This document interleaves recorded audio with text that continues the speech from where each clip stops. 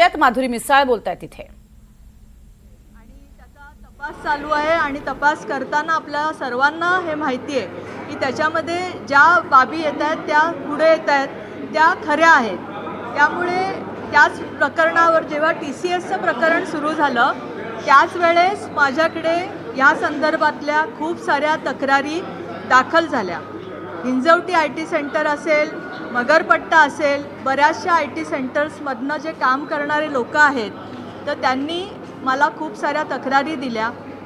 बऱ्याच ठिकाणी जे मी आता उल्लेख करू शकत नाही पण बऱ्याच ठिकाणी एक प्रेयर रूम किंवा रेस्टरूम जी असेल त्याचा उपयोग एका विशिष्ट धर्माच्या धार्मिक विधीसाठी केला जातो। त्या धार्मिक विधीसाठी करण्यासाठीचं ऑब्जेक्शन काही नाही, पण त्यावेळेस ते रेस्टरूम बाकीच्यांना तिथे जाण्यास मज्जाव केला जातो। तो मज्जाव कसा करू शकतात? जर आपण बघितलं तर कंपनीत काम करणाऱ्या सगळ्या कर्मचाऱ्यांचा समान हक्क असताना एखादं ठिकाण दुसऱ्या कर्मचाऱ्यांना तिथे जाण्यासाठी मज्जाव करणं हे कंपनीच्या कायद्यामध्ये पण बसत नाही आणि अशा प्रकारचं धार्मिक मुद्दे कंपनीमध्ये चालणं हे कंपनीच्या लॉमध्ये पण बसत नाही। त्यामुळे मी पोलीस कमिशनरांना एक पत्र दिलं आहे, आपण 2 दिवस त्याची पडताळणी बघावी, त्यांनी तिथे जाऊन एक गोपनीय पद्धतीने तपास करावा, पूर्णपणे कुठल्याही पद्धतीचा निष्पक्षपणे तपास त्यांनी करावा असं पोलिसांना त्या पत्राद्वारे पण मी कळवलेलं आहे।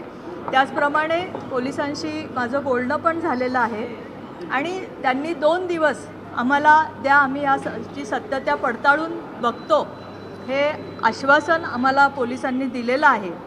अशा पद्धतीचं जर काही तिथे चाललं असेल तर त्याच्यावर पोलिसांनी कठोरात कठोर कारवाई करणं गरजेचं आहे। कारण जर आपण बघितलं तर हे लोण एक छोट्या स्वरूपात असेल आणि ते वाढत जाईल आणि ते वाढत जाताना बाकी समाजाचे लोक जर तिथे काम करत असतील तर त्यांच्यावर हे अन्यायकारक आहे।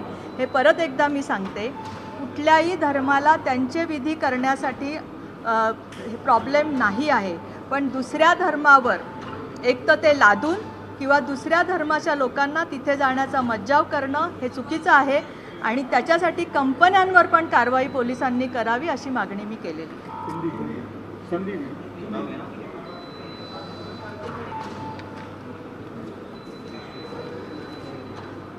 आपने देखा होगा कि नासिक में जो TCS कंपनी में हुआ, जो कॉरपोरेट जिहाद हम अभी उसको बोलते हैं, वही सेम कंप्लेंट नाशिक प्रमाणेच पुण्यामध्ये सुद्धा हा प्रकार घडतोय का आणि धार्मिक विधींसाठी विशेष रेस्टरूम दिली जाते आणि त्याला कुठलाही विरोध नाही, मात्र अशाच पद्धतीनं धार्मिक विधींसाठी इतरांवरती बळजबरी होतीये का असे सवाल उपस्थित केलेले आहेत मंत्री माधुरी मिसाळ यांनी।